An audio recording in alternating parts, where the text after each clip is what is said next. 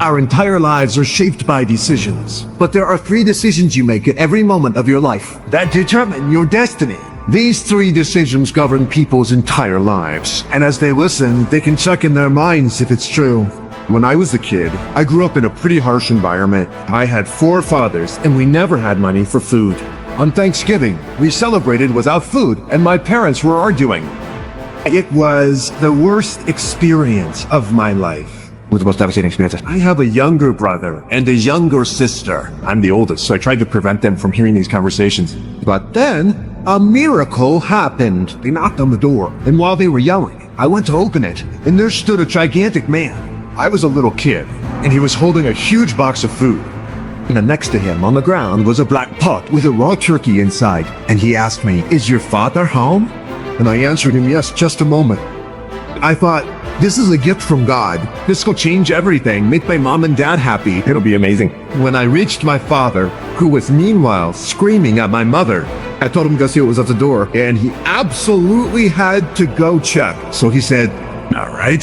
He shouted one last time at my mother and headed towards the door, and I was there, waiting to see his face.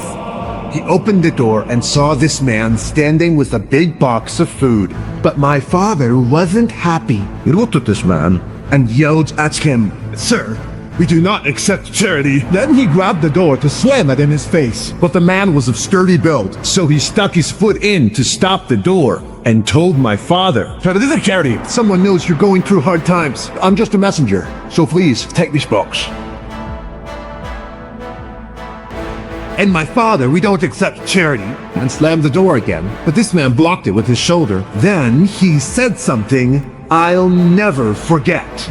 He found a way to convince my father. He looked at me, then at my father, and told him, "Don't make the family suffer because of your ego."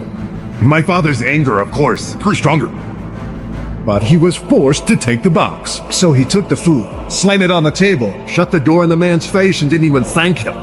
Our entire lives are shaped by decisions. There are 3 decisions you make at every moment of your life, and how you make them determines your destiny.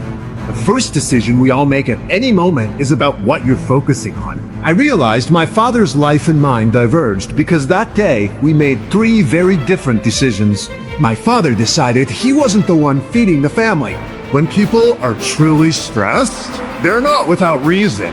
They are because they focus on something that makes them feel that way. And when you focus on something, it changes your body. You start feeling tense, feeling a certain way. They say, "I don't know what to do. Why am I so messed up?" If we change, yes. 是你的自己，但迪吉的说法，是就他的都他的。Yes. It's literally how you've conditioned your body, just like an athlete trains theirs. The first decision you make is what you focus on. The second decision you need to make in every moment is what meaning this holds, what does it mean? And the crucial factor of meaning is that if you think about it, you create the meaning and most people. That day, my father decided to focus on the fact that he didn't support the family, and the meaning he gave it was that he was worthless because he wasn't taking care of his family, meaning creates your life. Some people think God is punishing them, and that's what happens. Other people think that it has nothing to do with God and they're just lazy. So the meaning we select completely changes how we feel instantly. And then the final decision, and the most important you make in every moment of your life, is what will I do? I'll tell you what my father decided to do. He decided to leave his family. 3 years ago he died. He died alone. Nobody wanted anything to do with him. I was the only one who went to his funeral. And I can say that shortly before his death, he learned the lesson because he told me, "Son, I was a bastard. I didn't connect with anyone, and look how I'm dying." That day and that event changed my life because that gesture meant strangers cared. And if strangers care about me and my family, I decided I would take care of strangers. And this completely changed my life. I promised myself that one day I would do the same for other families.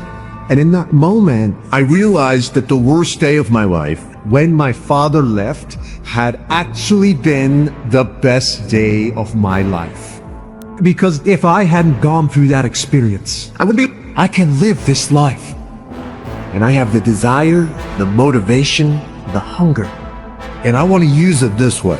The worst day of my life was actually the best. I told you this story for a couple of reasons.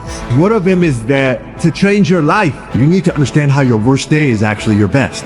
It will change everything, because if you look for it, if you find the deeper meaning, you'll realize there's something in you that wouldn't exist without that event. The most important decision you can make above any other on this earth is to decide that whatever happens in your life, no matter what happens, you will live in a beautiful internal state.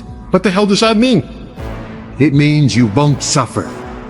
Being in a fantastic internal state means you'll be creative. You'll be passionate. It means you'll finally have purpose. You'll experience love. Because any fantastic internal state is the essence of who you are in the absence of fear. Pain is one thing, suffering is another. And the reason we suffer is because we focus on ourselves. Suffering comes when we obsess over ourselves.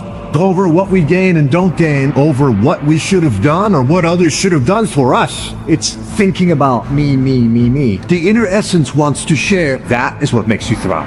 How can I do more? How can I give more? If all of life is focused on moving forward, you will start to thrive. You won't feel suffering. But when you do suffer, and I assure you it will happen, It will be because you're worrying about how it will end. it will unfold. Suffering can be worry, it can be anger, it can be frustration. And this is what people don't understand. You can end suffering by stopping focus on yourself and focusing on something greater than you. Your children, your wife, your mission, your life. You can exit suffering in an instant because the nature of the human mind is to constantly compare things. Life is short. We don't know how short it will be, but if you only had 1 week left to live, I bet you wouldn't allow yourself to suffer over some nonsense that normally makes them angry. Breathe in the air, deep. Enjoy everything you can do in these final moments. Here's a thought about history. Here's a thought about history. Here's a thought about history. Here's a thought about history. Good times create weak people. Weak people create hard times. Hard times create strong people, and strong people create good times.